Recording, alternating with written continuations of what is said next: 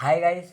तो आज के लेक्चर में हम बात करने वाले हैं जो एक एटम होता है उससे रिलेटेड कुछ कैलकुलेशन, कुछ फार्मूले डेराइव करने वाले हैं हम। जहाँ पर एटम की रेडियस, उसकी velocity, kinetic energy, potential energy और उसकी टोटल एनर्जी, इससे रिलेटेड कुछ फार्मूले हम डेराइव करेंगे। तो आज हम सारे कैलकुलेशंस करने वाले हैं, यानी कि हम डेरिवेशंस होंगे उनके बारे में डिस्कस करने वाले हैं। डेरिवेशन जो कि रिलेटेड होंगे एक एटम की रेडियस, उस एटम की रेडियस, उसकी रेडियस के लिए जो फार्मूला वो डेराइव करना अपने को, और साथ में उस एटम में जो इलेक्ट्रॉन रिवॉल्व हो रहा है उसकी वेलोसिटी कितनी होगी। समझ पा रहे हैं ना? हमारे पास जो एटम है, अगर उस एटम में अलग अलग शेल है तो हर एक शेल की रेडियस कितनी होगी। क्योंकि लास्ट लेक्चर में हमने डिस्कस किया था कि जो एटम जो होता है उसकी हर शेल की रेडियस 6 होती है। ठीक है ना? मतलब कहने का मतलब, अगर ये सेंटर में अगर एटम है तो जो सेंटर में न्यूक्लियस है तो जो रेडियस है वो फिक्स है हर एक शेल की। ऐसा नहीं कहीं पर भी है। समझ पा रहे हो ना? जैसे कि हम बात करते हैं, ये न्यूक्लियस है, प्रोटॉन, तो पहली शेल है उसकी रेडियस फिक्स है। ठीक है ना? कोणीय संवेग, यानी कि इलेक्ट्रॉन इस शेल में रहेगा, मतलब इसके बीच में नहीं है। अब दूसरी शेल यहाँ पर है, सपोज दूसरा इलेक्ट्रॉन यहाँ पे रहेगा। समझ रहे हो ना? तो यानी कि ये शेल की रेडियस न्यूक्लियस से फिक्स है, तो उसके लिए हम फार्मूला डेराइव करेंगे कि रेडियस कितनी है वो। दूसरा वेलोसिटी, कि जो इलेक्ट्रॉन है वो रिवॉल्व हो रहा है अपने ऑर्बिट में, तो उसकी वेलोसिटी कितनी है वो। इसके बाद हम चर्चा करेंगे उसकी काइनेटिक एनर्जी की, कि उस जो इलेक्ट्रॉन रिवॉल्व हो रहा है उसकी काइनेटिक एनर्जी कितनी है वो, उसके बारे में डिस्कस करेंगे। और साथ में जब उसकी पोटेंशियल एनर्जी कितनी है उसके बारे में, पोटेंशियल एनर्जी उसका फार्मूला हम डेराइव करेंगे। और साथ में हम बात करेंगे उसकी टोटल एनर्जी, उसकी कुल ऊर्जा के बारे में, उसका फार्मूला डेराइव करेंगे हम। तो लास्ट क्लास में हमने पढ़ा था कि जो इलेक्ट्रॉन होता है उसको अपने ऑर्बिट में, एक इलेक्ट्रॉन जो होता है वो अपने ऑर्बिट में तभी घूम पाता है जब उसका कोणीय संवेग, कक्षीय कोणीय संवेग कितना होता है, NH/2 पाई। वो चीज़ हमने डेराइव की थी। तो यहाँ पर हम आज की क्लास में हम एक एटम है उसकी रेडियस, उस एटम की पर्टिकुलर रेडियस कितनी है, बात समझ पा रहे हो ना आप? हम जैसे कि बात करते कि ये ऑर्बिट है तो इतनी रेडियस है, तो वो रेडियस कितनी है वो, तो उस एटम की रेडियस उस हर ऑर्बिट की न्यूक्लियस से, उसके लिए फार्मूला डेराइव करेंगे। साथ में वेलोसिटी, कि इलेक्ट्रॉन जो हो रहा है वो अपने ऑर्बिट में रिवॉल्व हो रहा है तो कितनी वेलोसिटी से रिवॉल्व हो रहा है, उसकी वेलोसिटी, उसका फार्मूला। इसके बाद उस इलेक्ट्रॉन की काइनेटिक एनर्जी कितनी है, पोटेंशियल एनर्जी कितनी है और टोटल एनर्जी, इन सब के बारे में हम डिस्कस करेंगे। क्लियर? तो सबसे पहले हम बात करते हैं रेडियस की। सबसे पहले हम बात करेंगे रेडियस का कैलकुलेशन करते हैं अपन। तो अगर हम रेडियस की बात करें तो रेडियस का जो फार्मूला होता है वो सीधा ये होता है, R = 0.529 इंटू n² ये रेडियस का फार्मूला होता है, एटम की रेडियस का। जहाँ पर n क्या है, नंबर ऑफ शेल, कोशों की संख्या, और z क्या है, एटॉमिक नंबर। समझ पा रहे हो? जैसे कि हाइड्रोजन की द्वितीय कक्षा की त्रिज्या निकालनी है हमें, तो यहाँ पर z = कितना हो जाएगा, 1 आ जाएगा, और n की जगह क्या आएगा, 2 आएगा, क्योंकि द्वितीय कक्षा की निकालनी है। समझ पा रहे हो ना? हाइड्रोजन की द्वितीय कक्षा के लिए रेडियस निकालनी है हमें सेकंड ऑर्बिट के लिए, तो z की जगह क्या आ जाएगा, 1 आ जाएगा, और n की जगह कितना लिखोगे आप, द्वितीय कक्षा के लिए, सेकंड ऑर्बिट के लिए, तो यहाँ पर कितना लिखोगे, 2 लिखोगे। तो 2 का स्क्वायर 4, 4 का ऐसे मल्टीप्लाई, तो वो उसकी रेडियस आ जाएगी एंगस्ट्रॉन में। क्लियर? तब इस फार्मूले को हम डेराइव करेंगे। क्लियर? डेरिवेशन पूरा करेंगे कि इसको डेराइव कैसे किया गया वो। क्लियर? तो उसके लिए कल की क्लास में हमने दो फार्मूले लिए थे। तो एक तो ये कि किसी भी इलेक्ट्रॉन जो अपने ऑर्बिट में घूम रहा है वो ऑर्बिट में तब घूमेगा जब उसका कक्षीय कोणीय संवेग कितना हो, NH/2 पाई हो, कक्षीय कोणीय संवेग। यानी कि हमने इक्वेशन फर्स्ट निकाली जहाँ पर जो ये था, कक्षीय कोणीय संवेग क्या था, mvr/l, उसका कक्षीय कोणीय संवेग, इलेक्ट्रॉन का कक्षीय कोणीय संवेग L mvr, यानी कि वो किसके बराबर होना चाहिए, NH/2 पाई। NH/2 पाई ये कहाँ से आया, ये कैसे डेराइव किया वो प्रीवियस लेक्चर में, कल के लेक्चर में डिस्कस किया था, आप वहाँ पे जाके देख सकते हो। तो कक्षीय कोणीय संवेग जो होता है वो NH/2 के बराबर होगा, तो वो इलेक्ट्रॉन अपने ऑर्बिट में रिवॉल्व होगा। तो ये था इक्वेशन फर्स्ट, और साथ में हमने एक इक्वेशन सेकंड निकाली थी। इक्वेशन सेकंड थी वो कुछ इस प्रकार थी, 1/4 एक्स plus naught Z² by R² is equal to mv²/r। ये हमारे पास इक्वेशन सेकंड थी। ये सेकंड इक्वेशन क्या कह रही थी कि जो F इलेक्ट्रोस्टैटिक फोर्स जो होता है वो सेंट्रीपिटल फोर्स के बराबर होता है, यानी कि सेंट्रीपिटल फोर्स से वही इलेक्ट्रोस्टैटिक फोर्स से वही इलेक्ट्रॉन सेंट्रीपिटल फोर्स के रूप में यूज़ करता है और रिवॉल्व होता है। तो ये दो चार्ज के लिए इलेक्ट्रोस्टैटिक फोर्स है और ये उसका सेंट्रीपिटल फोर्स है, तो दोनों इक्वल होते हैं। ये दो इक्वेशन हमने वहाँ पर समझी थी। इसको आप प्रीवियस लेक्चर में समझ सकते हो। अभी मैं जो कह रहा हूँ उसको ध्यान से समझिए कि ये क्या चीज़ है। ये इक्वेशन बता रही है कि कोई भी इलेक्ट्रॉन अपने ऑर्बिट में तब घूमेगा जब उसका कक्षीय कोणीय संवेग NH/2 के बराबर हो, जहाँ पर n क्या है, नंबर ऑफ शेल, और h प्लैंक कांस्टेंट है। और ये बात क्या बता रहा है कि ये जो चीज़ है वो है दो आवेशों के बीच का इलेक्ट्रिक फील्ड, दो अपोजिट चार्ज के बीच में। यहाँ पर कौन है, प्रोटॉन, और ऑर्बिट में यहाँ पर कौन रिवॉल्व हो रहा है, इलेक्ट्रॉन। तो उनके बीच का इलेक्ट्रोस्टैटिक फोर्स है ये, और ये है सेंट्रीपिटल फोर्स। तो ये इलेक्ट्रोस्टैटिक फोर्स है, उसी का यूज सेंट्रीपिटल फोर्स के रूप में करता है, और क्या होता है वो अपने ऑर्बिट में रिवॉल्व होता है। क्लियर। अगर आपको ये चीज़ समझ में नहीं, आप प्रीवियस लेक्चर में जाकर इसको देखो, वहाँ से आप अच्छे से इसको समझ पाओगे। तो अब इन दो इक्वेशन का यूज़ करके हम रेडियस का फार्मूला डेराइव करेंगे। क्लियर। तो यहाँ पर हम समीकरण फर्स्ट जो है, समीकरण फर्स्ट उसका वर्ग करेंगे, स्क्वायर का वर्ग करने पर। जब पहले समीकरण का वर्ग करेंगे अपन, तो यहाँ पर इक्वेशन क्या आ जाएगी, पहले समीकरण का अगर वर्ग करें अपन तो पहले समीकरण का वर्ग करने पर क्या हो जाएगा, n² h²/4π²। देखो ध्यान दो, n² h² और 2 का स्क्वायर 4 और π² इज इक्वल टू क्या हो गया, m² v² और r²। क्लियर। ये हमारे पास आई इक्वेशन थर्ड आई।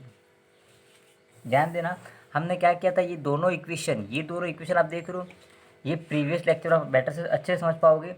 तो उसमें से जो पहली इक्वेशन है उसका हमने स्क्वायर किया। अब स्क्वायर करने के बाद इस समीकरण का इस समीकरण में भाग देना है, यानी कि समीकरण 3 का समीकरण 2 में भाग देने पर। तो नेक्स्ट स्टेप क्या होगा, समीकरण 3 का समीकरण 2 में भाग देने पर, तो समीकरण 3 का समीकरण 2 में भाग देने पर, समीकरण 3 का समीकरण 2 में भाग देने पर, यानी कि थर्ड इक्वेशन को सेकंड इक्वेशन से हमें डिवाइड कर, तो समीकरण 3 का समीकरण सेकंड में भाग देने पर, तो इक्वेशन थर्ड कौन सी है, इक्वेशन थर्ड को हम लिखेंगे n² h²/4π² is equal to m² v² r²। ये समीकरण थर्ड है, और इसमें समीकरण सेकंड का हमें भाग देना है। तो समीकरण सेकंड कौन सी है, समीकरण सेकंड ये रही, तो उसका हमें भाग देना है। तो ये हम डिवाइड कर रहे हैं समीकरण सेकंड से। तो समीकरण सेकंड कौन सा है, अगर हम समीकरण सेकंड की बात करें तो Z²/4π(x²0r²। तो ये हो गया Z², देखिए यहाँ पर 4π(x²0r², तो 4π(x²0r) का स्क्वायर, ये हो गया। और इस तरफ कौन सा mv²/r है, mv²/r। तो यहाँ पर हम देख रहे हैं जो चीज़ें कट रही हैं उनको हम काट देते हैं। जैसे कि यहाँ पर देखिए एक m से एक m कट गया, क्लियर। v² से v² कट गया, और यहाँ पर 4 से 4 कट गया, और ये पाई से एक पाई कट जाएगा, क्लियर। तो अब जो चीज़ बचती है यहाँ पर, अब क्या बचेगा, यहाँ पर देखिए आगे क्या बचेगा, वो n² और h² दोनों बचे, n² h² बाई नीचे क्या बच रहा है, ये पाई स्क्वायर था और ये पाई पाई पाई स्क्वायर से ये पाई इस पाई स्क्वायर से कटा, यहाँ पाई बचा तो क्या आ जाएगा, नीचे पाई आया। ठीक है, और इस तरफ कौन सा बचा यहाँ पर, अगर यहाँ पर बात करें तो ये इसके ऊपर में चला जाएगा तो X plus naught, clear, X plus naught बचा और साथ में क्या बचा, R square, x plus naught और आर स्क्वायर, तो X plus naught R square अपन ये कहाँ जेड स्क्वायर नीचे आएगा, ये ऊपर जाएगा जेड स्क्वायर नीचे, तो ये हो गया Z square is equal to, इधर क्या बचा, इधर जो बच रहा है वो कौन सा है, M V square, sorry M V square square, इधर कौन सा बचा है, इधर जो बच रहा है वो बच रहा है, तो यहाँ पर आप देख रहे हो ये एम, एक ये एम इससे कटा था, एक एम बचा यहाँ पर, तो यहाँ पर कौन सा बचा, एक एम बचा और साथ में कौन सा बचा, आर स्क्वायर,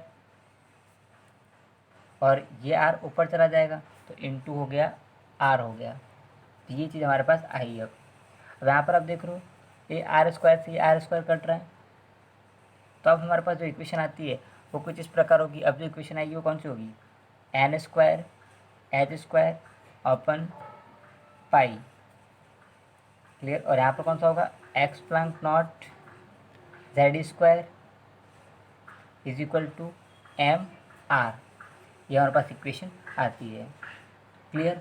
अब यहाँ पर ध्यान देना, जो यहाँ पर जो h है, यहाँ पर h की बात करें तो यहाँ पर जो h है वो कांस्टेंट है, प्लैंक कांस्टेंट, जो जो कांस्टेंट उनको अलग कर लेते हैं, h कांस्टेंट है, x प्लैंक नॉट वो भी कांस्टेंट है, जो जो कांस्टेंट बोले उनको हम अलग कर लेंगे।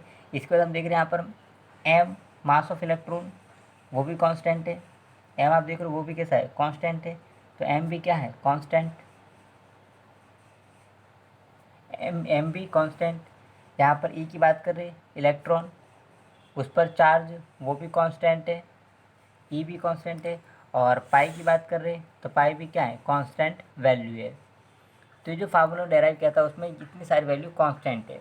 अब यहाँ से हम आर की वैल्यू निकाल सकते हैं, तो आर इधर लाएंगे अपन, तो यहाँ से आर की वैल्यू क्या आएगी, आर की वैल्यू क्या हो जाएगा, N square H square x plus naught by pi Z square, और ये हो गया एम, यहाँ से आर का वैल्यू आया, क्लियर। और यहाँ पर आप देख रहे हो एच कांस्टेंट है, एक्स प्लस नॉट ये भी कांस्टेंट है, पाई कांस्टेंट है, ई स्क्वायर ई भी कांस्टेंट है, और एम क्या है, कांस्टेंट है। यहाँ पर बदलेगा तो क्या, जेड बदलेगा, क्लियर। तो जो कांस्टेंट वैल्यू उनको हम अलग कर लेते हैं, तो R is equal to constant value कौन कौन सी, एक तो एच स्क्वायर और एक्स प्लस नॉट, तो जो कांस्टेंट वैल्यू उनको हमने अलग किया, एच स्क्वायर और एक्स प्लस नॉट, और कौन कौन सी कांस्टेंट है यहाँ पर, पाई कांस्टेंट है, तो पाई कांस्टेंट है, और कौन सा, एम कांस्टेंट है, और साथ में ई स्क्वायर, इतनी सारी वैल्यू कांस्टेंट है, उनको हमने अलग कर दिया। अब बची कौन सी, एन स्क्वायर और नीचे जेड, तो एन आपको पता है नंबर ऑफ शेल, और जेड उसका एटॉमिक नंबर थी, ये दोनों वेरिएबल है और ये सारी कैसी है, कांस्टेंट वैल्यू थी। जब हम इस सबको सॉल्व करते हैं यहाँ पर, तो यहाँ पर जो इन सारे इक्वेशंस को वैल्यू पुट करने के बाद इसको सॉल्व करते हैं, तो वो होता है 0.529 into N square by Z angstrom, clear. तो ये आ गया किसी भी शेयर के लिए हम रेडियस का फार्मूला, तो किसी भी शेयर के रेडियस क्या हो गया, 0.529 into N square by Z, ये हो गया आर का फार्मूला, एक एटम के लिए किसी भी ऑर्बिट की रेडियस का फार्मूला। तो हमने क्या किया था, ध्यान देना, एक बार फिर अपन देख लेते हैं इसको। देखिए यहाँ पर हमने रेडियस निकालने, सबसे पहले हमने क्या किया, उसका जो एंगुलर ऑर्बिटल एंगुलर मोमेंटम है, कक्षीय कोणीय वेग, वो किसके बराबर होता है, इलेक्ट्रॉन का NH/2 इस इक्वेशन का यूज़ किया। और दूसरा क्या कि जो इलेक्ट्रोस्टैटिक फोर्स है उसी फोर्स का यूज़ इलेक्ट्रॉन अपने रिवोल्यूशन में सेंट्रीपिटल फोर्स के रूप में करता है, क्लियर। यानी कि ये दोनों वैल्यू इक्वल, यानी कि समीकरण 1 और 2 का हमने यूज़ किया, जिसमें समीकरण 1 का हमने स्क्वायर किया, और स्क्वायर करने के बाद उसका समीकरण 3 में भाग देना है। तो इसके बाद तो सारी मैथ्स है, हमने यहाँ पे चीज़ें काटी और जो चीज़ें बची उसको यहाँ पर लिखी। इसके बाद हमने क्या किया, जो कांस्टेंट है उनको अलग कर दिया और कांस्टेंट की वैल्यू रखी, जो कांस्टेंट वैल्यू थी वो, तो हमारे पास ये फार्मूला आता है जो कि रेडियस का फार्मूला है, क्लियर। यहाँ पर आप जैसे कि हम बात करते हैं, एक सवाल कर लेते हैं, क्वेश्चन अपन यहाँ पर कि हाइड्रोजन परमाणु के लिए अपन बात कर लेते हैं। हाइड्रोजन परमाणु के लिए n is equal to number of shell N, यानी कि N is equal to 1, N is equal to 2 और एन इज इक्वल टू 3, इन तीनों कक्षा के लिए त्रिज्या निकालो। कक्षा के लिए त्रिज्या, रेडियस निकालनी है हमें, ध्यान देना। हाइड्रोजन परमाणु जो हमारे पास उसमें एन इज इक्वल टू 1, यानी कि पहली कक्षा के लिए, दूसरी कक्षा के लिए और तीसरी कक्षा के लिए, मतलब हाइड्रोजन का एटम बना रहे उसकी पहली कक्षा की त्रिज्या क्या होगी, दूसरी कक्षा की और तीसरी कक्षा की त्रिज्या क्या होगी, ये हमें निकालनी है। क्लियर। तो हम पहले निकालते हैं R1। R1 निकालेंगे तो फार्मूला क्या है, 0.529 इंटू एन स्क्वायर, एन यानी कि एन का वैल्यू कितना आएगा, 1 आएगा, क्योंकि एन इज इक्वल टू 1 के लिए निकालना है, तो 1 का स्क्वायर अपन जेड क्या होता है यहाँ पर, परमाणु क्रमांक, और हाइड्रोजन का परमाणु क्रमांक कितना होता है, 1, 1 का स्क्वायर 1 आएगा, तो यहाँ पर वैल्यू कितना आएगा, 0.529 एंगस्ट्रॉन, यानी कि पहली कक्षा की न्यूक्लियस से रेडियस कितनी है, 0.529 एंगस्ट्रॉन। क्लियर। वैसे कैसे हम R2 के लिए निकालेंगे, तो R2 के लिए क्या हो जाएगा, R2 निकालने तो 0.529 इंटू आपकी बार एन स्क्वायर, उसके लिए क्या लिखेंगे 2, तो 2 का स्क्वायर और नीचे तो 1 आएगा। जब हम इसको सॉल्व करते हैं ये 4 हो जाएगा, तो इसको हम सॉल्व करते हैं तो ये आंसर आता है 0.116 एंगस्ट्रॉन। तो ये दूसरी ऑर्बिट के लिए रेडियस होगी। अब बात करते हैं तीसरे ऑर्बिट के लिए, R3 के लिए, तो क्या हो जाएगा 0.529 इंटू एन की जगह कितना लिखेंगे अपन, अब 3 लिखेंगे एन की जगह, तो कितना हो जाएगा 3 का स्क्वायर और नीचे जेड तो एक ही है, तो 3 का स्क्वायर कितना होता है 9। तो जब हम इसको सॉल्व करते हैं तो ये आंसर आता है 4.76 एंगस्ट्रॉन। तो हाइड्रोजन एटम की बात करें तो पहले ऑर्बिट की रेडियस कितनी है, 0.529 एंगस्ट्रॉन, दूसरे ऑर्बिट के लिए रेडियस 2.116 एंगस्ट्रॉन और तीसरे के लिए 4.76 एंगस्ट्रॉन। ये तीनों रेडियस होगी तीन ऑर्बिट के लिए। क्लियर। तो ये हमने रेडियस का फार्मूला डेराइव किया। क्लियर। अब हम बात करते हैं वेलोसिटी के लिए। क्लियर। वेलोसिटी का फार्मूला हम डेराइव करेंगे। वेलोसिटी का फार्मूला क्या है वो, अब हम बात करते हैं वेलोसिटी की। सेकंड डेरिवेशन है वेलोसिटी का डेरिवेशन वेलोसिटी, यानी कि इलेक्ट्रॉन जो है वो अपने ऑर्बिट में रिवॉल्व हो रहा है तो उसकी वेलोसिटी कितनी होती है। तो उसका पहले सीधा अपन लिख देते हैं, तो उसका सीधा जो फार्मूला है वो है 2.18 इंटू 10⁶ Z/n मीटर पर सेकेंड। क्लियर। जहाँ पर Z क्या है उसका एटॉमिक नंबर और N क्या नंबर ऑफ शेल जिसमें इलेक्ट्रॉन रिवॉल्व कर रहा है। ये फार्मूला है और हमें अब इस फार्मूले को डेराइव करना है। क्लियर। तो हम जो फर्स्ट इक्वेशन है उसी का यूज़ करेंगे। फर्स्ट इक्वेशन क्या है, समीकरण फर्स्ट क्या है कि कक्षीय कोणीय संवेग, कक्षीय कोणीय संवेग MVR, कक्षीय कोणीय संवेग MVR किसके बराबर होता है, तो इलेक्ट्रॉन रिवॉल्व करेगा अपने ऑर्बिट में NH/2π के बराबर। कक्षीय कोणीय संवेग का वैल्यू जो वो NH/2π के बराबर हो तो इलेक्ट्रॉन अपने ऑर्बिट में क्या करेगा, रिवॉल्व करेगा। ये हमने प्रीवियस लेक्चर में पढ़ा है हमने। क्लियर। अब यहाँ पर हम R का वैल्यू रखें, अगर R का वैल्यू जो हमने अभी निकाला था, R का वैल्यू क्या था, R का वैल्यू था N² H² epsilon naught upon pi M Z² ये हमने निकाला था R का वैल्यू। अब इस R का वैल्यू, ये जो R का वैल्यू इसको हम यहाँ पे रखते हैं तो क्या हो जाएगा MV। अब R का वैल्यू हम रखते हैं यहाँ पर, R का वैल्यू क्या है N² H² epsilon naught और कितना है पाई M Z²। ये हमने R का वैल्यू रख दिया, इज इक्वल टू कितना हो गया NH/2π। अब जिन जिन चीज़ों को हम काट सकते हैं उनको काट लेते हैं अपन। ये N से एक N कट जाएगा, ये एक H से ये एक H कट जाएगा, इधर पाई से पाई कट गया। क्लियर। और इस M से ये M कट गया, इतनी चीज़ें कट गई। तो अब हमारे पास क्या बचता है V इज इक्वल टू क्या आएगा हमारे पास, ये इसके डिवाइड में है तो ये हो जाएगा Z² डिवाइड बाय कितना बचेगा 2H एक्स प्लैंक नॉट, कौन सा बचा, इधर लिख लिए 2H, एक H बचा था तो 2H एक्स प्लैंक नॉट और साथ में क्या बचा था, ये यहाँ पर एक N बचा, एक N से N कट गया तो इधर बचा एक N। तो अब V इज इक्वल टू क्या है Z²/2H एक्स प्लैंक नॉट आया। अब जो जो वैल्यू कांस्टेंट है उनको हम अलग कर देते हैं। ये हमारे पास एक फार्मूला है। अब इस फार्मूले में जो जो वैल्यू कांस्टेंट है उनको अलग करते हैं। तो ई स्क्वायर कैसा है, कांस्टेंट है, एक ई स्क्वायर कांस्टेंट है। और कौन सा कांस्टेंट है, एच प्लैंक कांस्टेंट, वो भी कांस्टेंट है। यहाँ पर ई क्या है, इलेक्ट्रॉन पे चार्ज जो कि फिक्स होता है। और एक्स प्लैंक नॉट, ये भी कांस्टेंट है। ये तीन चीज़ों कांस्टेंट है तीनों, इन तीनों को अपन अलग कर लेते हैं। तो velocity v is equal to कौन कौन से कांस्टेंट है, E square upon 2h, okay 2h, और साथ में एक्स प्लैंक नॉट, ये कांस्टेंट है। अब बचा कौन सा, z और n बचा। क्लियर। अब हम इसको सॉल्व करते हैं कांस्टेंट वैल्यू को, तो उसका जो आंसर आता है वो होता है 2.1। इन जो कांस्टेंट उन सब का वैल्यू रखने के बाद तो 2.18 into 10⁶ z by n metre पर सेकेंड। क्लियर, आ गया फार्मूला ये। तो ये हो गया वेलोसिटी का फार्मूला। अब हमें जैसे कि हाइड्रोजन के फर्स्ट ऑर्बिट में कोई इलेक्ट्रॉन है, उसका हमें निकालना है वेलोसिटी। तो हम यहाँ पर z इज इक्वल टू 1 रखेंगे, और पहली शेल के इलेक्ट्रॉन के लिए n का वैल्यू कितना रखेंगे, 1 रखेंगे। दूसरी शेल के इलेक्ट्रॉन के लिए 2, तीसरी शेल के लिए 3। क्लियर। तो यहाँ पर आ जाएगा उसका वेलोसिटी, इलेक्ट्रॉन कितनी स्पीड से घूम रहा है वो आ जाएगा। क्लियर। तो हमने कैसे किया, उसी फार्मूले का यूज़ किया कि कक्षीय कोणीय संवेग NH/2π के बराबर होता है। क्लियर।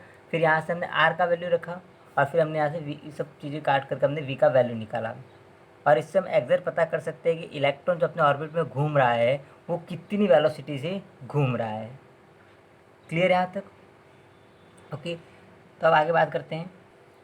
अब हम बात करते हैं एनर्जी की। एनर्जी, दोनों प्रकार की एनर्जी, काइनेटिक एनर्जी और पोटेंशियल एनर्जी, दोनों की हम बात करते हैं। पहले हम बात करेंगे काइनेटिक एनर्जी। तो काइनेटिक एनर्जी का जो फार्मूला है वो होता है 13.6 into z² by n² electron volt, ये फार्मूला होता है काइनेटिक एनर्जी का। और साथ में हम पोटेंशियल एनर्जी को भी देख लेते हैं। तो पोटेंशियल एनर्जी जो है, पोटेंशियल एनर्जी उसका फार्मूला होता है -2 into 13.6 into z² by n² electron volt, ये पोटेंशियल एनर्जी का फार्मूला है। अब हम इस फार्मूले को डेराइव करेंगे।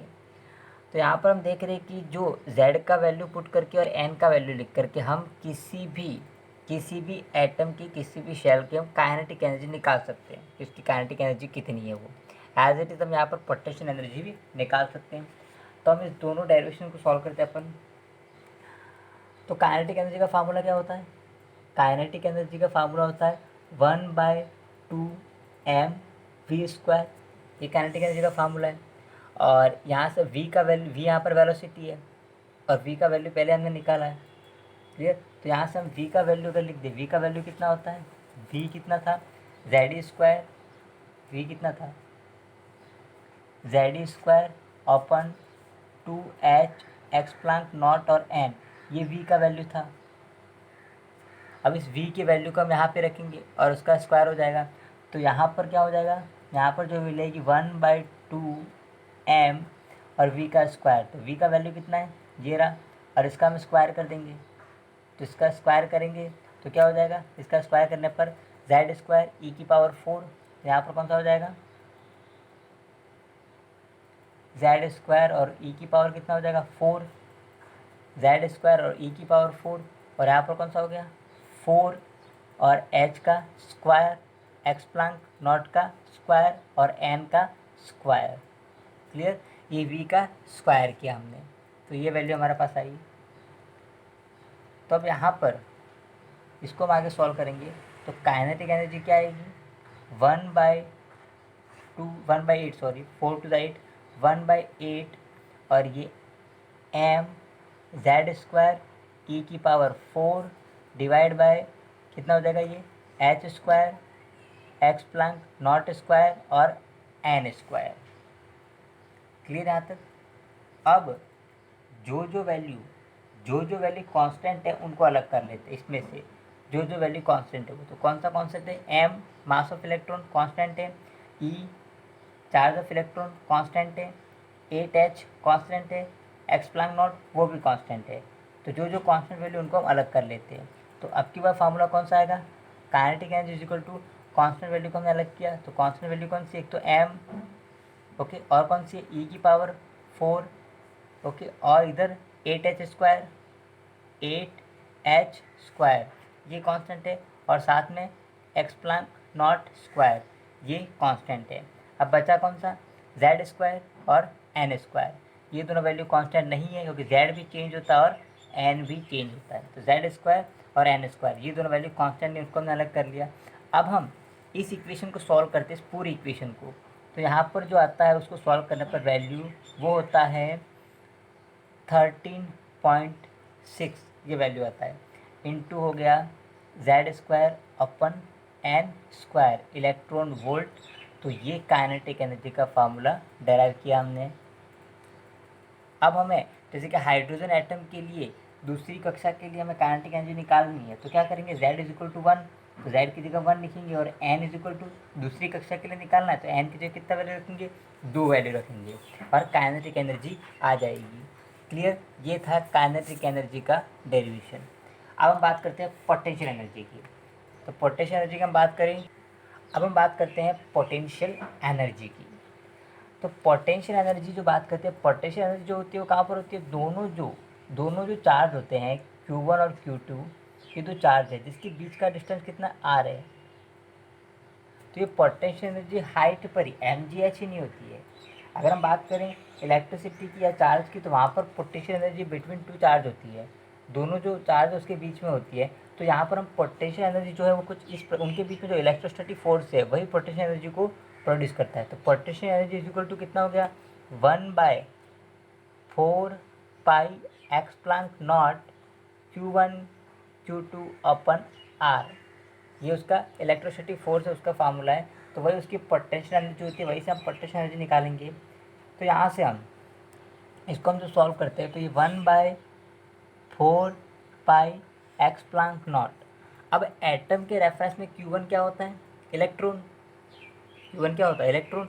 जैसे कि सेंटर में क्या होता है, प्रोटॉन, और किसी ऑर्बिट में इलेक्ट्रॉन घूम रहा है, तो ये Q1 हो गया इलेक्ट्रॉन, और प्रोटॉन क्या हो गया, Q2 हो गया। समझ पा रहे हो ना।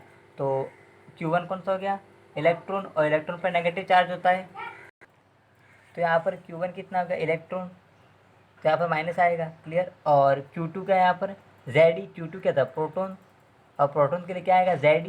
ये Zd कैसे है वो हमने एक लेक्चर में हमने बताया था, वहाँ पर Zd कैसे आया वो, तो आप उस लेक्चर को देख ले। देखिए Zd कैसे आया वो, क्योंकि यहाँ पर हम प्रोटॉन की बात करें तो न्यूक्लियस में कितने प्रोटॉन है वो, तो न्यूक्लियस में कितने प्रोटॉन होते हैं, Z प्रोटॉन, परमाणु क्रमांक के बराबर, और उस पर चार्ज कितना होगा, तो एक प्रोटॉन पे चार्ज कितना है, 1 इलेक्ट्रॉन के बराबर। तो Z प्रोटॉन पे चार्ज कितना होता है, Zd इलेक्ट्रॉन के बराबर, इसीलिए हमने Q2 कितना लिखा, Zd लिखा। क्लियर यहाँ तक। और यहाँ पर नीचे कितना हो जाएगा, डिवाइड बाय R। अब हम आगे इसको सॉल्व करते हैं। तो आगे हम इसको सॉल्व करने पर क्या हो जाएगा, is equal to 1/4π epsilon naught, और यहाँ पर कौन सा हो जाएगा, -Zd² अपन R हो गया। अब यहाँ से हम R का वैल्यू लिखते हैं, यहाँ पर R की जगह R का वैल्यू लिखते हैं, और R का वैल्यू कितना होता है, R का वैल्यू हमको पता है, R इज इक्वल टू होता है n² h² epsilon naught divide by pi m Zd²। ये है R का वैल्यू। क्लियर। अब इस फार्मूले में R का वैल्यू रखेंगे, तो यहाँ पर अगर हम R का वैल्यू रखें तो ये कुछ इस प्रकार हो जाता है, ये जो एक्सप्रेशन आता है वो कुछ ऐसा होगा, 1/4π एक्स प्लैंक नॉट, क्लियर, और -Zd² डिवाइड बाय R का वैल्यू रखा हमने n² h² epsilon naught by pi m Zd²। ये हमने R का वैल्यू रखा। तो R का वैल्यू रखने के बाद ये जो नया जो एक्सप्रेशन बनेगा वो कुछ इस प्रकार होगा, 1/4π एक्स प्लैंक नॉट, ये हो गया Zd² bye n² h² epsilon naught, और ये वैल्यू ऊपर चला जाएगा तो ये हो जाएगा मल्टीप्लाई में तो ये हो जाएगा पाई M Z E square. Clear यहाँ तक? देखिए हमने क्या किया, वो आर का वैल्यू रखा, ये आर का वैल्यू रखा, तो ये ऊपर चला जाएगा, तो यहाँ पर ये वैल्यू ऊपर आ गई, तो हमारे पास एक नया एक्सप्रेशन आ गया। क्लियर? अब इस एक्सप्रेशन को अपन सॉल्व करते हैं, तो पाई से पाई कट गया। क्लियर? और फिर इसके बाद हम सारे इक्वेशन को हम लिखते हैं, तो ये जो इक्वेशन आती है इसको ध्यान देना, पोटेंशियल एनर्जी की जो इक्वेशन आएगी वो कुछ ऐसी होगी। देखो एम जेड स्क्वायर और ई की पावर 4, तो ये हो गया एम और जेड का स्क्वायर, ये जेड का स्क्वायर और ई की पावर कितना हो गया 4 हो गया, तो जेड स्क्वायर ई की पावर 4। क्लियर? डिवाइड बाय यहाँ पे नीचे कौन सा बचा, 4 का 4 और एक्स प्लस नॉट का स्क्वायर, तो एक्स प्लस नॉट का स्क्वायर, और साथ में क्या बचा, एच स्क्वायर और एन स्क्वायर। तो ये पोटेंशियल एनर्जी का नया एक्सप्रेशन आया। क्लियर यहाँ तक? अब यहाँ पर ध्यान देना, यहाँ पर आप काइनेटिक एनर्जी को देखिए, एम ई की पावर 4 और Z square divide by 8 H square x plus not का स्क्वायर और एन स्क्वायर। क्या ये दोनों इक्वल है? अगर मैं इस 4 को 2 से मल्टीप्लाई कर दूँ तो ये दोनों इक्वेशन बराबर हो जाएगी ना। देखिए एम एम जेड स्क्वायर ई की पावर 4 ई की power 4 H square x plus naught square, तो ये दोनों वैल्यू बराबर है, बस मुझे 4 को 2 से मल्टीप्लाई करने की ज़रूरत है। यानी कि ये जो वैल्यू है, इतना जो वैल्यू है वो किसके बराबर है, इसके बराबर, काइनेटिक एनर्जी के फार्मूले के बराबर है। 4 को 2 से मल्टीप्लाई करना है मुझे। क्लियर? तो पोटेंशियल एनर्जी का जो फार्मूला आएगा वो क्या हो जाएगा, सॉरी आगे नेगेटिव साइन आएगा यहाँ पर, जो कि इस इलेक्ट्रॉन से आया है, तो ये नेगेटिव साइन आ गया, तो यहाँ पर पोटेंशियल एनर्जी कितनी हो जाएगी, ये सारी चीज़ें अगर मैं 2 से मल्टीप्लाई कर दूँ तो किसके बराबर हो जाएगी, काइनेटिक एनर्जी के बराबर। और काइनेटिक एनर्जी का फार्मूला क्या है, 13.6 into Z square upon N square. तो क्या इस काइनेटिक एनर्जी को 2 से मल्टीप्लाई कर दूँ तो, और माइनस का साइन आएगा तो कितना हो जाएगा, -2 into 13.6 into Z square upon N square. ये आ गया पोटेंशियल एनर्जी का फार्मूला। क्लियर? देखिए कैसे किया, वो ये सारा वैल्यू को हम 2 से मल्टीप्लाई कर देंगे तो काइनेटिक एनर्जी आ जाएगा।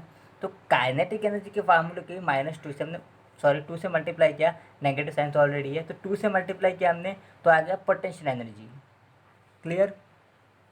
तो देखिए काइनेटिक एनर्जी और पोटेंशियल एनर्जी कैसे डेराइव किया हमने। वो काइनेटिक एनर्जी की बात करें तो काइनेटिक एनर्जी का फार्मूला क्या होता है, 13.6 into Z square upon N square. तो हमने 1/2 mv स्क्वायर वी का वैल्यू पुट किया और काइनेटिक एनर्जी का वैल्यू निकाला। यहाँ पर पोटेंशियल एनर्जी क्या होता है, 1/4 पाई एक्स plus naught Q1 Q2 upon r. तो Q1 क्या है यहाँ पर इलेक्ट्रॉन और Q2 क्या है प्रोटॉन। तो प्रोटॉन के लिए हमने क्या लिखा, जेड। न्यूक्लियस में प्रोटॉन की कहाँ पर है, न्यूक्लियस पर, न्यूक्लियस में कितने प्रोटॉन है, जेड। न्यूक्लियस पर जो प्रोटॉन है उस पर चार्ज कितना है, एक प्रोटॉन पे चार्ज 1 इलेक्ट्रॉन के बराबर। तो प्रोटॉन कितने अंदर, जेड के बराबर, तो चार्ज कितना हो जाएगा, जेड ई। क्लियर? और फिर यहाँ पर हमने क्या किया कि ये जो वैल्यू है वो काइनेटिक एनर्जी के बराबर ही है, तो काइनेटिक एनर्जी को 2 से मल्टीप्लाई कर दिया, तो ये आ गया अपना पोटेंशियल एनर्जी का फार्मूला। क्लियर यहाँ तक? तो अब हम बात करते हैं टोटल एनर्जी की, टोटल एनर्जी के डेरिवेशन की, उसके फार्मूले की, टोटल एनर्जी। तो टोटल एनर्जी क्या होता है, potential energy plus kinetic energy, दोनों को प्लस कर देंगे, एक ऑर्बिट की टोटल एनर्जी निकालनी है। तो पोटेंशियल एनर्जी कितनी होती है, -2 into 13.6 Z square upon N square, ये होता है पोटेंशियल एनर्जी। और काइनेटिक एनर्जी कितना होता है, 13.6 into Z square upon N square, ये है काइनेटिक एनर्जी।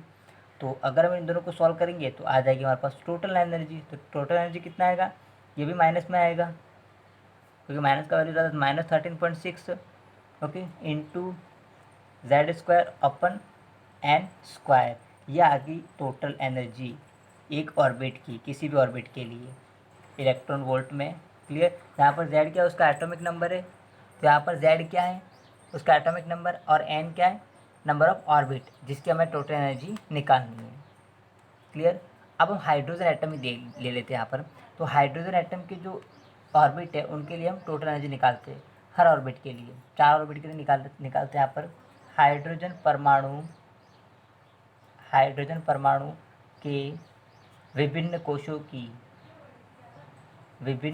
कोशों की कुल ऊर्जा विभिन्न कोशों की कुल ऊर्जा। हम टोटल एनर्जी निकाल रहे हैं अलग अलग ऑर्बिट के लिए, तो टोटल एनर्जी हम पहले ऑर्बिट के लिए निकालेंगे। तो Z इज इक्वल टू यहाँ पर क्या हो गया, Z इज इक्वल टू क्या हो गया, 1 आ गया, क्योंकि हाइड्रोजन जो परमाणु उसका एटॉमिक नंबर कितना, 1 होता है, तो Z इज इक्वल टू 1 आ गया। और हमें जो एनर्जी निकालनी है टोटल एनर्जी, वो किसके लिए निकालनी है, N इज इक्वल टू 1 के लिए निकालनी है, N इज इक्वल टू 2 हो, N is equal to 3 and N is equal to 4, इन चारों के लिए हमें टोटल एनर्जी निकालनी है। क्लियर। तो पहले निकालेंगे N इज इक्वल टू 1 के लिए, N इज इक्वल टू 1 के लिए, तो total energy N is equal to 1 के लिए टोटल एनर्जी, तो फार्मूला क्या है, -13.6 इंटू जेड की जगह 1 अपन एन की जगह कितना आ गया, 1, तो 1 का स्क्वायर और 1 का स्क्वायर, तो ये आंसर कितना आ गया, -13.6 इलेक्ट्रॉन वोल्ट। यानी कि हाइड्रोजन एटम की पहली ऑर्बिट की एनर्जी कितनी है, -13.6 इलेक्ट्रॉन वोल्ट। अब नेगेटिव जो चार्ज है उसके बारे में भी डिस्कस करेंगे अपन। क्लियर। अब n इज इक्वल टू 2 के लिए, यानी कि दूसरे ऑर्बिट के लिए टोटल एनर्जी, तो दूसरे ऑर्बिट के लिए टोटल एनर्जी में क्या हो जाएगा, -13.6 इंटू जेड के लिए तो एक ही आएगा, 1 का स्क्वायर, अपन n कितना आ गया 2, तो 2 का स्क्वायर, तो 2 का स्क्वायर कितना होता है 4 होता है। जब हम इसको सॉल्व करते हैं n इज इक्वल टू 2 के लिए, तो ये वैल्यू जो हमारे पास आता है वो होता है -3.4 इलेक्ट्रॉन वोल्ट। क्लियर। अब हम बात करते हैं n इज इक्वल टू 3 के लिए, तीसरे ऑर्बिट के लिए टोटल एनर्जी, तो तीसरे ऑर्बिट के लिए टोटल एनर्जी क्या हो जाएगी, -13.6 इंटू जेड की जगह 1 का स्क्वायर, अपन n की जगह क्या लिखेंगे अब की बार 3, तो 3 का स्क्वायर कितना होगा 9। अब हम इसको सॉल्व करते हैं तो ये वैल्यू आता है -1.51 इलेक्ट्रॉन वोल्ट। ये तीसरी हाइड्रोजन की तीसरी ऑर्बिट की टोटल एनर्जी होगी। क्लियर। अब बात करते हैं चौथे ऑर्बिट के लिए, n इज इक्वल टू 4 के लिए, तो हाइड्रोजन के चौथे ऑर्बिट के लिए कितनी हो जाएगी, तो -13.6 इंटू जेड कितना है 1, अपन n कितना है 4, तो 4 का स्क्वायर कितना होता है 16, तो इसको हम सॉल्व करते हैं तो -0.85 इलेक्ट्रॉन वोल्ट। क्लियर। तो यहाँ पर आप देखिए ध्यान से, जैसे जैसे n का वैल्यू बढ़ रहा है वैसे वैसे देखो एनर्जी भी बढ़ रही है, समझ लो ना, ये नेगेटिव साइन आ गई। क्लियर। तो ये नेगेटिव है बहुत, तो क्या हो रहा है, n का वैल्यू बढ़ता है वैसे वैसे एनर्जी भी बढ़ रही है। अब नेगेटिव साइन का मतलब क्या है कि जो इलेक्ट्रॉन है वो न्यूक्लियस की ओर अट्रैक्ट हो रहा है, समझ पा रहे हो ना, मतलब कि वो उस न्यूक्लियस में जो प्रोटॉन उसका ऋणी है वो उतना चार्ज, उतना जितना इसके ऊपर ये आप देख रहे हो 13.6, मतलब इतनी एनर्जी का वो ऋणी है, उससे जुड़ा हुआ है, मतलब हमें उसको बाहर निकालना है तो 13.6 इलेक्ट्रॉन वोल्ट एनर्जी देनी पड़ेगी उसको, तब जाके वो बाहर आएगा। क्लियर ना। ओके। तो जैसे कि हम बात करते हैं हाइड्रोजन एटम के हम स्ट्रक्चर बना लेते हैं। ये तो हो गया सेंटर, प्रोटॉन, और हमने 4 ऑर्बिट के लिए बात की थी, तो first orbit, second orbit and ये थर्ड ऑर्बिट, और एक चौथा ऑर्बिट, और ये 4 ऑर्बिट। तो यहाँ पर जो फर्स्ट ऑर्बिट है हाइड्रोजन का, उसकी एनर्जी कितनी हो जाएगी, -13.6 इलेक्ट्रॉन वोल्ट, सेकंड ऑर्बिट की -3.4 इलेक्ट्रॉन वोल्ट, और थर्ड की -1.51, और 4 की -0.85 इलेक्ट्रॉन वोल्ट। तो आप देख लो जैसे जैसे n का वैल्यू बढ़ रहा है, ये n इज इक्वल टू 1 था, ये n is equal to 2, n is equal to 3, n is equal to 4, तो जैसे जैसे, तो यहाँ पर हम देख रहे हैं जैसे जैसे n का नंबर बढ़ रहे हैं, n का वैल्यू बढ़ रहा है, एनर्जी भी क्या हो रही है, बढ़ रही है। जैसे जैसे n का वैल्यू बढ़ रहा है एनर्जी भी क्या हो रही है, बढ़ रही है। क्लियर। यानी कि कोशों की संख्या बढ़ने पर ऊर्जा का मान भी क्या होगा, बढ़ेगा, यानी कि ऊर्जा का स्तर भी क्या होगा, बढ़ेगा, जैसे जैसे हम n का वैल्यू बढ़ाएंगे वैसे। क्लियर यहाँ तक। तो एक बार हम सारे फार्मूलेस को एक साथ से देख लेते हैं जो जो हमने डेराइव किए उन सब के बारे में। तो सबसे पहले हम बात करते हैं रेडियस। तो रेडियस का फार्मूला क्या होता है, एटम के ऑर्बिट की रेडियस का फार्मूला क्या है, n square h square epsilon naught upon pi m z square. Clear. और फिर इसको हमने सॉल्व किया था तो आंसर आया था हमारे पास 0.529 into N square upon z, ये आर का फार्मूला था। इसके बाद दूसरा कौन सा था, v के लिए वेलोसिटी, तो v के लिए फार्मूला कौन सा था हमारे पास? v के लिए जो फार्मूला था वो था z² upon 2h x plus naught और n। ये v का वैल्यू था जिसको हमने सॉल्व किया था, तो आंसर आया था 2.18 इंटू 10⁶ z/n मीटर पर सेकेंड। ये था v का वैल्यू। अब बात करते हैं काइनेटिक एनर्जी। तो काइनेटिक एनर्जी का फार्मूला हमारे काइनेटिक एनर्जी का जो फार्मूला हमने निकाला था वो था m⁴ z² बाय 8h² एक्स प्लस नॉट स्क्वायर और n²। क्लियर। और इसको हमने जब सॉल्व किया था तो आंसर आया था 13.6 इंटू z² अपन n²। ये था काइनेटिक एनर्जी का। इसका हमने बात की पोटेंशियल एनर्जी। तो पोटेंशियल एनर्जी का फार्मूला क्या था हमारे पास? पोटेंशियल एनर्जी का फार्मूला था mz²e⁴ divide by 4x plus naught square और h² एंड n²। जब 2-3 बार इसकी प्रैक्टिस कर लोगे तो आपको ये फार्मूले भी याद हो जाएंगे। तो इसको हमने जब सॉल्व किया था तो आंसर माइनस में वैल्यू था इलेक्ट्रॉन के कारण, तो -2 इंटू 13.6 इंटू z² अपन n²। ये था पोटेंशियल एनर्जी का फार्मूला। फिर हमने निकाला टोटल एनर्जी। तो टोटल एनर्जी का फार्मूला क्या था? टोटल एनर्जी का था वो था -13.6 इंटू z² अपन n²। ये थी टोटल एनर्जी। क्लियर। तो ये किसी भी एटम की रेडियस का, उसकी वेलोसिटी का, जो इलेक्ट्रॉन रिवॉल्व हो रहा है वो, उसकी काइनेटिक एनर्जी, पोटेंशियल एनर्जी और टोटल एनर्जी, इतने सारे फार्मूले हमने डेराइव किए। क्लियर यहाँ तक? ओके। अब हम कल जो हमने पॉइंट पढ़ा था कि जब इलेक्ट्रॉन जो होते हैं वो अपने ऑर्बिट को छोड़ते हैं तो उसमें एनर्जी रिलीज होती है, एब्जॉर्ब होती है, और जब तक अपने ऑर्बिट में रहते तब तक तो उसकी एनर्जी में कोई चेंज होता नहीं है। लेकिन जैसे इलेक्ट्रॉन अगर अपने ऑर्बिट को छोड़ता है, उच्च ऊर्जा स्तर से निम्न ऊर्जा स्तर में या निम्न से उच्च में जाएगा, तो एनर्जी में चेंजेस होगा, वह एब्जॉर्ब करेगा, रिलीज करेगा। क्लियर। कुछ ना कुछ होगा। तो आइए उसको हम समझते हैं। तो कल हमने एक पॉइंट डिस्कस किया था जहाँ पर ये था कि इलेक्ट्रॉन, जो छठा पॉइंट था वो हमने डिस्कस किया था कि इलेक्ट्रॉन जो होता है वो ऊर्जा का अवशोषण भी कर सकता है और उत्सर्जन भी। तो ऊर्जा का अवशोषण, इलेक्ट्रॉन ऊर्जा का अवशोषण कब करता है? ऊर्जा का अवशोषण, वो ऊर्जा का अवशोषण कब करेगा? जब इलेक्ट्रॉन निम्न ऊर्जा स्तर, इसे हमको पता है निम्न ऊर्जा स्तर, लो एनर्जी लेवल, जब इलेक्ट्रॉन निम्न ऊर्जा स्तर से कहाँ पे जंप कर रहा है? उच्च ऊर्जा स्तर में। तो निम्न ऊर्जा स्तर से जब इलेक्ट्रॉन उच्च ऊर्जा स्तर में जाता है तो क्या करता है? एनर्जी को एब्जॉर्ब करता है। और दूसरा, एनर्जी का उत्सर्जन, इमिट यानी कि रिलीज।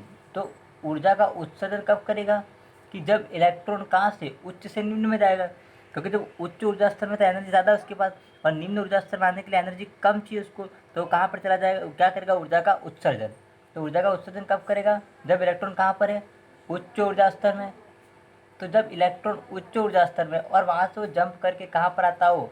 निम्न ऊर्जा स्तर में, तब वो ऊर्जा का क्या करेगा? एनर्जी को रिलीज करेगा। तो जब इलेक्ट्रॉन निम्न ऊर्जा स्तर से उच्च में जाएगा तो एनर्जी को एब्जॉर्ब करेगा, और उच्च ऊर्जा स्तर से निम्न में आएगा तब क्या करेगा? वो ऊर्जा का उत्सर्जन करेगा।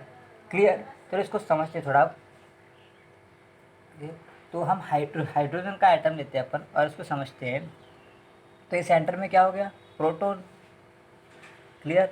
और ये हो गया अपना n=1, ये n=2, ये n=3 और ये n=4। ये 4 ऑर्बिट हमने ले लिए। ये हमारे पास है n=1, ये हो गया n=2 एंड n=3 और n=4, यानी कि 4 ऑर्बिट हमारे पास है। और 4 ऑर्बिट की एनर्जी हम पहले निकाल चुके हैं। फर्स्ट ऑर्बिट की एनर्जी कितनी होती है? -13.6 इलेक्ट्रॉन वोल्ट। क्लियर। और दूसरे के लिए -3.4 इलेक्ट्रॉन वोल्ट, और तीसरे के लिए कितनी थी? -1.51 इलेक्ट्रॉन वोल्ट, और चौथे ऑर्बिट के लिए 0.85 इलेक्ट्रॉन वोल्ट। ये चारों ऑर्बिट के लिए एनर्जी थी। क्लियर। अब ध्यान देना कि कोई इलेक्ट्रॉन है वो पहली शेल से दूसरी शेल में जा रहा है। क्लियर। हमारे पास कोई इलेक्ट्रॉन है, सपोज ये इलेक्ट्रॉन है, और इस इलेक्ट्रॉन को जो पहली शेल में है, कहाँ पर अभी? n=1, पहली शेल में इलेक्ट्रॉन है और मैं इसको एनर्जी देता हूँ। इस इलेक्ट्रॉन को सपोज मैंने एनर्जी दी 9 electron volt, 9 electron volt energy मैंने दी उसको, एनर्जी इलेक्ट्रॉन को दी मैंने। तो उस इलेक्ट्रॉन के पास आप देख रहे हो 9, तो वो जो इलेक्ट्रॉन जो पहले ऑर्बिट में है उसके पास एनर्जी कितनी थी, -13.6 इलेक्ट्रॉन वोल्ट, और हम कितनी दे रहे बाहर से उसको, तो हम दे रहे इसलिए प्लस आएगा, तो +9 इलेक्ट्रॉन वोल्ट। तो यहाँ पर ये जो आंसर आता है कितना आता है, जब इसमें से माइनस करते हैं अपन कितना आंसर आ जाएगा, ये आंसर आ जाएगा, कितना आ जाएगा, माइनस में आएगा, माइनस कितना हो जाएगा 9 है, तो ये हो जाएगा माइनस, माइनस का 4 पॉइंट हो जाएगा 6 इलेक्ट्रॉन वोल्ट। तो आप देखिए -4.6 इलेक्ट्रॉन वोल्ट क्या किसी भी ऑर्बिट के लिए है, नहीं है। मतलब कि हम इसको 9 इलेक्ट्रॉन वोल्ट एनर्जी देंगे तो ये इलेक्ट्रॉन रिमूव नहीं होगा पहले ऑर्बिट में से। पहले ऑर्बिट की एनर्जी -13.6 और 9 इलेक्ट्रॉन वोल्ट एनर्जी दी, तो क्या इलेक्ट्रॉन यहाँ से निकलेगा, अगर सपोज ये इलेक्ट्रॉन है यहाँ पर, तो क्या इलेक्ट्रॉन जंप कर पाएगा, नहीं जाएगा, क्योंकि हम -4.6 इलेक्ट्रॉन वोल्ट एनर्जी का कोई यहाँ पर लेवल ही नहीं है। समझ पा रहे हो ना, यही बात रदरफोर्ड, आप यहाँ पे समझिए, रदरफोर्ड ने क्या बोला, ये प्रोटॉन है तो इलेक्ट्रॉन रिवॉल्वर, मतलब कहीं पर भी ऐसा नहीं है कहीं पर भी रिवॉल्वर है, नहीं, एक फिक्स रेडियस पर है। समझ पा रहे हो, जैसे कि इस रेडियस की एनर्जी 13.6 है, इसकी 3.4 एनर्जी लेवल माइनस में, तो यहाँ पर आप देख रहे हो कि एनर्जी लेवल फिक्स है, बीच में कहीं पर नहीं है इलेक्ट्रॉन, उस एनर्जी लेवल पर ही है। यानी कि कक्षीय कोणीय संवेग का मान फिक्स कर दिया, उसका अमाउंट, वहीं पर इलेक्ट्रॉन मिलेंगे।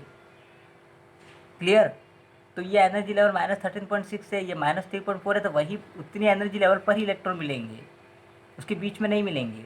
जैसे कि हम -4.6 इलेक्ट्रॉन वोल्ट आया यहाँ पर, तो यहाँ पर ऐसा नहीं कि बीच में कहीं इलेक्ट्रॉन आ जाएगा जंप करके, नहीं आएगा। क्लियर, अब उसी इलेक्ट्रॉन को, अगर इसी इलेक्ट्रॉन को सपोज उसी इलेक्ट्रॉन को हम एनर्जी देते हैं 10.2 इलेक्ट्रॉन वोल्ट एनर्जी देते हैं, ठीक है, n=1, उसी इलेक्ट्रॉन को हमने कितनी एनर्जी दी 10.2 इलेक्ट्रॉन वोल्ट, अगर इतनी एनर्जी देता हूँ इस इलेक्ट्रॉन को मैं, तो यहाँ पर आप देख रहे हो कितना हो जाएगा, -13.6 प्लस कितनी दी हमने 10.2, तो यहाँ पर जो वैल्यू आता है कितना आ जाएगा, ये हो जाएगा 6 - 2 तो 4 आ गया, और ये कितना हो जाएगा, ये हमारे पास आंसर कितना आ जाएगा, ये माइनस का 3 पॉइंट आ जाएगा, 3.4 बिल्कुल, माइनस का 3.4 इलेक्ट्रॉन वोल्ट। तो आप देख रहे हो माइनस का 3.4 इलेक्ट्रॉन वोल्ट किसके लिए है, ये n=2 के लिए है, दूसरे ऑर्बिट के लिए। तो अब ये इलेक्ट्रॉन उतनी एनर्जी मिल गई, इसलिए इलेक्ट्रॉन क्या हो जाएगा, दूसरे ऑर्बिट में आ जाएगा। समझ में आई बात, यानी कि अब इलेक्ट्रॉन, यानी कि इलेक्ट्रॉन क्या होगा, यानी कि इलेक्ट्रॉन कहाँ पे चला जाएगा, सेकंड शेल में चला जाएगा, है ना, द्वितीय कक्षा में चला जाएगा, उससे दूसरा ऑर्बिट है उसमें इलेक्ट्रॉन ट्रांसफ़र हो जाएगा। क्लियर, और अगर n=2 वाला इलेक्ट्रॉन है, क्लियर ना, जैसे कि n सेकंड इलेक्ट्रॉन है, तो यहाँ पर हम बात करते हो, तो इसको यहाँ पे लाना है, अगर इलेक्ट्रॉन, ध्यान देना, अगर इलेक्ट्रॉन n=2 कक्षा में है और n=1 में जाता है, यानी कि पहली कक्षा में जाता है, दूसरी से पहली कक्षा में जाएगा, तो वो क्या करेगा, इलेक्ट्रॉन जब दूसरी कक्षा से पहली कक्षा में जाएगा, मतलब उच्च ऊर्जा स्तर से निम्न में जा रहा है, तो वह एनर्जी क्या करेगा, रिलीज़ करेगा। तो यहाँ पर आप देख रहे हो उसकी खुद के पास कितनी एनर्जी थी, -3.4, क्लियर, और माइनस रिलीज़ कर रहा है, कितनी रिलीज़ कर रहा है, 10.2 इलेक्ट्रॉन वोल्ट वो रिलीज़ करेगा, है ना, इस ऑर्बिट से इस ऑर्बिट में जाएगा, तो खुद की -3.4 है, और कितनी 10.2 रिलीज, नेगेटिव का साइन क्या बता रहा है, रिलीज़ करेगा वो। क्लियर, तो यहाँ पर क्या हो जाएगा, माइनस माइनस क्या हो जाएगा, प्लस का हो जाएगा, तो कितना वैल्यू आएगा, माइनस का 13.6, आप देख रहे हो माइनस का वैल्यू ज़्यादा है, दोनों को प्लस करके माइनस का 13.6 इलेक्ट्रॉन वोल्ट, तो अब वो इलेक्ट्रॉन कहाँ पर आ जाएगा, पहले ऑर्बिट में आ जाएगा, क्योंकि पहले ऑर्बिट की एनर्जी कितनी है, -13.6 है।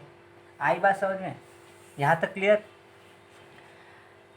तो देखिए यहाँ पर हम देख रहे हो कि जब हम इलेक्ट्रॉन को, यहाँ पर इलेक्ट्रॉन 9 इलेक्ट्रॉन वोल्ट एनर्जी दी तो इलेक्ट्रॉन रिमूव नहीं हुआ, लेकिन जैसे हमने 10.2 इलेक्ट्रॉन वोल्ट दिया, उस इलेक्ट्रॉन के पास एनर्जी कितनी होगी, -3.4 इलेक्ट्रॉन वोल्ट, यानी कि वो कहाँ पर चला गया, सेकंड ऑर्बिट में। और कोई इलेक्ट्रॉन सेकंड ऑर्बिट में है और वो 10.2 इलेक्ट्रॉन वोल्ट एनर्जी रिलीज़ करता है, तो एनर्जी रिलीज़ की तो माइनस का साइन आया, तो माइनस माइनस क्या हो गया, प्लस हो गया, दोनों को प्लस करेंगे और नेगेटिव की संख्या बढ़ी, इसलिए नेगेटिव साइन आया। तो नेगेटिव का माइनस का 13.6 इलेक्ट्रॉन वोल्ट। ये किसकी एनर्जी है? फर्स्ट ऑर्बिट की। यानी कि अब इलेक्ट्रॉन कहाँ पे आ जाएगा? सेकंड से पहले ऑर्बिट में आ जाएगा। क्लियर? यानी कि अगर वह उच्च ऊर्जा स्तर से निम्न में आएगा तो ऊर्जा का उत्सर्जन करेगा, और निम्न में से उच्च में जाएगा तो ऊर्जा का अवशोषण करेगा। क्लियर यहाँ तक? ओके। तो अब हम बात करते हैं कि वो चीज़ें जो कि रदरफोर्ड नहीं समझा पाया, उसके बारे में चर्चा करेंगे। तो देखो, रदरफोर्ड एक तो एटम की स्टेबिलिटी को समझा नहीं पाया था, तो उसको तो नील्स बोर ने फिक्स कर दिया ये कहकर, ये कहा उसने कि एक ही ऑर्बिट में इलेक्ट्रॉन अगर रिवॉल्व हो रहा है तो उसको एनर्जी चेंज होगा ही नहीं। समझ पा रहे हो? एनर्जी चेंज होगा ही नहीं। वो अपने ऑर्बिट में घूम रहा है तो एनर्जी में कोई चेंज नहीं होगा। एनर्जी में चेंज तब होगा जब वो ऑर्बिट चेंज करेगा। तो ये पहला ड्रॉबैक जो था रदरफोर्ड का, स्टेबिलिटी ऑफ एटम, उसको तो उसने इससे दूर किया। अब दूसरा ड्रॉबैक क्या था कि वो स्पेक्ट्रम, लाइन स्पेक्ट्रम को नहीं समझा पाया था। याद आ रहा है? कुछ प्रीवियस लेक्चर में हमने इसको डिस्कस किया, लाइन स्पेक्ट्रम क्या होता है वो। तो लाइन स्पेक्ट्रम को समझा नहीं पाया था कि अगर कोई गैसेस है उसमें लाइट हम गुजारते हैं तो हम देखते हैं कुछ ही कलर्स हमें दिखाई देते हैं, सारे कुछ कलर दिखाई नहीं देते, और उसको हमने बोला लाइन स्पेक्ट्रम। तो उस लाइन स्पेक्ट्रम को इसने व्याख्या की नील्स बोर ने, जो कि रदरफोर्ड व्याख्या नहीं कर पाया। तब हम बात करते हैं एटॉमिक स्पेक्ट्रम, परमाणविक स्पेक्ट्रम की। और स्पेक्ट्रम क्या होता है कि प्रिज्म से जब हम लाइट को गुजारते हैं तो वो विभिन्न कलरों में विभक्त हो जाती है, विभिन्न रंगों में विभक्त हो जाती है, उसको हम कहते हैं स्पेक्ट्रम। क्लियर? अब इस स्पेक्ट्रम को नील्स बोर ने अच्छे से समझा दिया। तो देखिए, अब नील्स बोर के स्पेक्ट्रम की बात करें तो यहाँ पर देखिए, ये हमने एक ट्यूब लिया और उस ट्यूब में हमने हीलियम गैस भरी, और यहाँ से हम एक वाइट लाइट को गुजार रहे हैं, सफ़ेद प्रकाश को हम उसमें से गुजार रहे हैं, सफ़ेद प्रकाश को उसमें से गुजार रहे हैं। तो यहाँ पर हमें सिर्फ और सिर्फ येलो कलर ही दिखाई देता है। सिर्फ और सिर्फ क्या करता है? येलो कलर हमें दिखाई देता है। तो इसका मतलब क्या हो, ध्यान देना। तो हमारे पास अलग अलग कलर है, जैसे कि violet, indigo, blue, green, yellow, orange और रेड। स्पेक्ट्रम में ये सारे कलर होते हैं। तो हर कलर की एक अलग अलग एनर्जी होती है। समझ पा रहे हो ना? इन सब लाइट्स की, सब रंगों की अलग अलग क्या होती है? ऊर्जा होती है। तो जब ये सफ़ेद प्रकाश हीलियम के एटम में से गुजरा, हमने इस ट्यूब में हीलियम की गैस भरी और उसमें से गुजरा, तो इसके अंदर जो इलेक्ट्रॉन है हीलियम के अंदर, वो केवल उसी ऊर्जा को ग्रहण करता है, यानी केवल येलो वाली ऊर्जा को ही ग्रहण करता है। इसीलिए हमें दूसरी तरफ सिर्फ येलो रंग दिखाई दिया। समझ पा रहे हो ना? रदरफोर्ड ये नहीं समझा पाया था कि यहाँ पर हम जब वाइट लाइट को गुजार, अगर यहाँ पर हाइड्रोजन ले लिया अपन तो कोई और कलर दिखेगा, कुछ कलर दिखेंगे, कुछ कलर नहीं दिखेगा। तो यहाँ पर कुछ कलर ही दिख रहे हैं, उसी को हम कहते हैं लाइन स्पेक्ट्रम। तो उसका रीज़न क्या है? क्योंकि यहाँ पर जो गैस भरी हुई है उसके जो परमाणु है, उसके अंदर जो इलेक्ट्रॉन है वो उसी ऊर्जा को ग्रहण कर रहे हैं, क्योंकि यहाँ पर अलग अलग, हर किसी रंग की अलग अलग ऊर्जा होती है, और वो इलेक्ट्रॉन जिस ऊर्जा को ग्रहण करेंगे वही कलर दिखाई देगा। समझ पा रहे हो ना? यहाँ पर जो इलेक्ट्रॉन था हीलियम में, उस इलेक्ट्रॉन ने क्या किया है? येलो वाली एनर्जी को ही ग्रहण किया है। अगर वो इंडिगो वाली ग्रहण करेगा तो इंडिगो दिखाएगा, ब्लू वाली ग्रहण करेगा तो ब्लू दिखाएगा, रेड वाली ग्रहण करेगा तो रेड दिखाएगा। तो यहाँ पर जो इलेक्ट्रॉन है वो उसी ऊर्जा को ग्रहण कर रहे हैं, जिसके कारण यहाँ पर वही कलर दिख रहा है, और इसी को हम कहते हैं लाइन स्पेक्ट्रम, जिसको रदरफोर्ड एक्सप्लेन नहीं कर पाया। तो नील्स बोर का कहना क्या था कि उस जो गैस हमने भरी है उसके जो एटम है, उसके जो इलेक्ट्रॉन है, वो एक फिक्स अमाउंट ऑफ एनर्जी को ही क्या करते हैं? ऑब्जर्व करते हैं, और वो जिस ऊर्जा को ऑब्जर्व करेंगे उस वही कलर यहाँ पर क्या होगा? रिप्रेजेंट होगा, और इसको हम कहते हैं लाइन स्पेक्ट्रम। क्लियर? अब एक और चीज़, अगर हम बात करते हैं बोर के एटॉमिक मॉडल की, तो जो बोर का एटॉमिक मॉडल है उसकी जो सबसे खास बात, सबसे जो बड़ा दोष वही है कि ये केवल जो बोर मॉडल है वो केवल एकल इलेक्ट्रॉन प्रजाति पर लागू होता है। जो बोर का जो मॉडल है वो किस पर केवल एकल प्रजाति इलेक्ट्रॉन पर लागू होता है, सिंगल स्पीशीज एटम पर, एकल प्रजाति इलेक्ट्रॉन, ठीक है ना? एकल इलेक्ट्रॉन प्रजाति, ठीक है, एकल इलेक्ट्रॉन प्रजाति पर लागू होता है, यानी केवल जिसमें एक ही इलेक्ट्रॉन हो।